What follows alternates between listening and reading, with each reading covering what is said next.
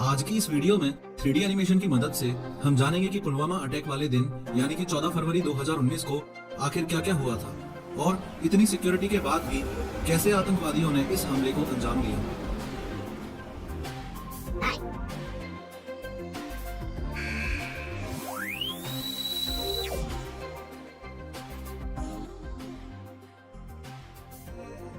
अगर एकदम शुरू से शुरुआत करें तो पुलवामा जिले के काकापुरा तहसील में आदिल अहमद डार नाम का एक लड़का रहता था। 19 साल का ये लड़का मार्च 2018 में अपने 12th स्टैंडर्ड के एग्जाम्स देने वाला था, लेकिन ठीक एक महीने पहले यानी कि फरवरी 2018 में इंडियन आर्मी के खिलाफ आदिल एक प्रोटेस्ट में हिस्सा लेता है। प्रोटेस्ट को रोकने के लिए पुलिस के द्वारा की गई डमी फायरिंग में आदिल के पैर में गोली लगने से वो घायल हो जाता है। इस घटना से आदिल अहमद डार के मन में इंडियंस और इंडियन सिक्योरिटी फोर्सेस के खिलाफ घृणा पैदा हो जाती है। बदला लेने के लिए वो जैश-ए-मोहम्मद नामक टेररिस्ट ऑर्गेनाइजेशन को ज्वाइन कर लेता है। ये आखिरी बार था जब आदिल को उसके माँ बाप ने घर से साइकिल पर जाते हुए देखा। आगे बढ़ने से पहले आपके दिमाग में इंपॉर्टेंट लोकेशंस का ओवरव्यू होना बहुत जरूरी है। इस आदिल का घर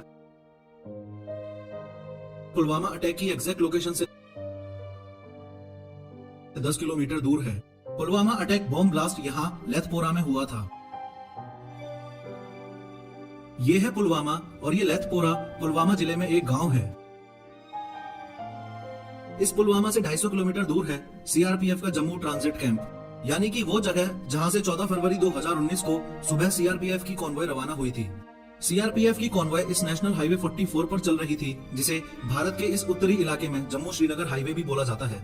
कॉन्वॉय को जम्मू ट्रांजिट कैंप से श्रीनगर ट्रांजिट कैंप तक पहुंचना था, लेकिन श्रीनगर पहुंचने से पहले ही लगभग 30 किलोमीटर की दूरी और बची थी कि पुलवामा में सीआरपीएफ की बस पर आतंकी हमला कर दिया गया। जैश-ए-मोहम्मद हेडक्वार्टर में आदिल की 1 साल तक ट्रेनिंग चलती है।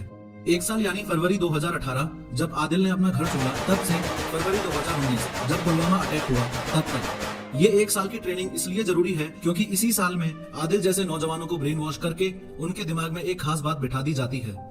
खास बात यह है कि अगर वो अपने मजहब की राह में जान देंगे तो उन्हें जन्नत मिलेगी। सिर्फ इतना ही नहीं, जन्नत में उन्हें हमेशा यंग और गहरी काली आंखों वाली बेहतर होरों या बेहतर पत्नियों के साथ कभी ना खत्म होने वाला आनंद मिलेगा।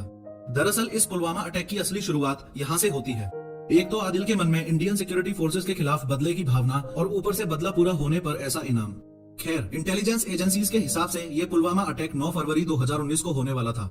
क्यों? क्योंकि 6 साल पहले 9 फरवरी के दिन ही जाने माने कश्मीरी आतंकवादी अफजल गुरु को भारत सरकार ने फांसी पर लटकाया था। लेकिन 9 फरवरी को 2 कारणों से पुलवामा अटैक टल गया। पहला कारण अफजल गुरु की फांसी का दिन था, इसलिए सिक्योरिटी टाइट कर दी गई थी, और दूसरा कारण आपको आगे पता चलेगा। अब बात करते हैं 14 फरवरी 2019 की, जिस दिन पुलवामा अटैक हुआ। आपको ये पता होना चाहिए कि सीआरपीएफ की बस कुछ ऐसी दिखती है, और जब ऐसी ही बसेस ग्रुप में या झुंड में एक साथ कहीं जाती हैं तो उसे कॉन्वॉय बोला जाता है। सिक्योरिटी की वजह से एक कॉन्वॉय में 25 से 30 बसें ही होती हैं, लेकिन पिछले 5-6 दिनों से भारी बर्फबारी के कारण कोई भी कॉन्वॉय मूवमेंट नहीं हुआ था, इसलिए कोई भी कॉन्वॉय जम्मू से श्रीनगर ही नहीं गई थी। यही है वो दूसरा कारण जिसकी वजह से 9 फरवरी 2019 को पुलवामा अटैक टल गया था, क्योंकि जब 9 फरवरी को कोई कॉन्वॉय मूवमेंट हुआ ही नहीं तो आतंकी हमला होता किस पे। खैर, पिछले 5-6 दिनों में भारी बर्फबारी की वजह से 14 फरवरी 2019 को एक ही कॉन्वॉय में 78 सीआरपीएफ की बसेस जम्मू से श्रीनगर जाने वाली थी। इन 78 बसों में कुल 2547 जवान थे। अब 14 फरवरी 2019 को 3:25 AM तक रोल कॉल होता है। रोल कॉल यानी कि एक प्रकार की अटेंडेंस, और 5 मिनट बाद ठीक सुबह 3:30 बजे सीआरपीएफ की कॉन्वॉय, जिसमें 78 बसें थी, वो जम्मू ट्रांजिट कैंप से रवाना हो जाती है। रवाना होते ही स्लीपर सेल के द्वारा पाकिस्तान में स्थित जैश-ए-मोहम्मद के हेडक्वार्टर में खबर पहुंचाई जाती है। फिर वहां से पुलवामा में स्थित जैश-ए-मोहम्मद के ऑफिस में अटैक कैसे और कब करना है इसकी ब्रीफिंग दी जाती है। अब आदिल अहमद डार अपनी तैयारी में जुट जाता है। एक एसयूवी गाड़ी में 200 किलो से ज्यादा आरडीएक्स और अमोनियम नाइट्रेट जैसा घातक और जानलेवा एक्सप्लोजिव लोड करना शुरू कर देता है। ये एक्सप्लोजिव पिछले 6 महीनों में थोड़ा थोड़ा करके पाकिस्तान से पुलवामा में लाया गया था। इसका मतलब पुलवामा हमले की तैयारी जैश-ए-मोहम्मद के हेड मसूद अजहर ने 6 महीने पहले यानी कि सितंबर में ही कर दी थी। लगभग 3 घंटे बाद कॉन्वॉय जम्मू से उधमपुर पहुंचती है, फिर 3 घंटे बाद रामबन जिले में, फिर 3 घंटे बाद कुलगाम में, फिर 2 घंटे बाद अनंतनाग पहुंचती है, और फिर 1 घंटे बाद पुलवामा पहुंचती है। इस तरीके से दोपहर 3:27 पर कॉन्वॉय पुलवामा के बॉर्डर में एंटर कर जाती है। एंटर करते ही आदिल अहमद डार भी अपनी जगह छोड़ देता है और आतंकी हमले को अंजाम देने के लिए निकल पड़ता है। पूरे 10 मिनट बाद यानी कि दोपहर 3:37 पर इस लातू मोड़ से आदिल हाईवे पर अपनी गाड़ी चढ़ा लेता है और इस कॉन्वॉय की 5वीं सीआरपीएफ बस के साथ टक्कर करते ही रिमोट कंट्रोल से एक्सप्लोजिव को ब्लास्ट कर देता है। सीआरपीएफ में कुल 239 बटालियंस हैं और इस बस में सीआरपीएफ की 76th बटालियन के 39 पैराट्रूपर्स मौजूद थे, जो कि ब्लास्ट की वजह से ऑन द स्पॉट शहीद हो गए। साथ ही इस बस के पास आरओपी यानी कि रोड ओपनिंग पार्टी का एक जवान भी मौजूद था, वो भी ऑन द स्पॉट शहीद हो गया। धमाका इतना जोरदार था कि आसपास के घरों की खिड़कियों के शीशे भी टूट गए थे। धमाके के बाद बाकी टेररिस्ट ने फायरिंग भी की थी और भाग गए। कुल मिलाकर सीआरपीएफ के 70 जवान तो घायल हुए, जो कि चौथी और छठवीं बस में थे, और 40 सीआरपीएफ के जवान जो अपनी छुट्टी पूरी करके जम्मू ट्रांजिट कैंप से श्रीनगर ट्रांजिट कैंप में देश की सेवा करने जा रहे थे, वो शहीद हो गए। जब ब्लास्ट के बाद सीआरपीएफ की बस की हालत ऐसी नहीं बल्कि ऐसी हो गई हो, तो आप अंदाजा लगाओ कि जिन कॉफिन्स को हम शत शत नमन कर रहे हैं उनमें क्या ही होगा। इस दुखद घटना की सबसे पहली गलती ध्यान से समझिए।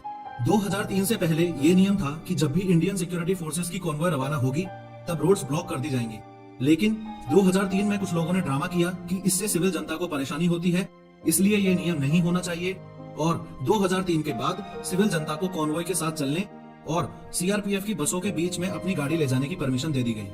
अब इस दुखद घटना की दूसरी गलती को ध्यान से समझिए। जब भी कॉन्वॉय मूवमेंट होता है तो वो एसओपी यानी कि स्टैंडर्ड ऑपरेटिंग प्रोसीजर के थ्रू होता है, जिसे आरओपी यानी कि रोड ओपनिंग पार्टी कंट्रोल करती है।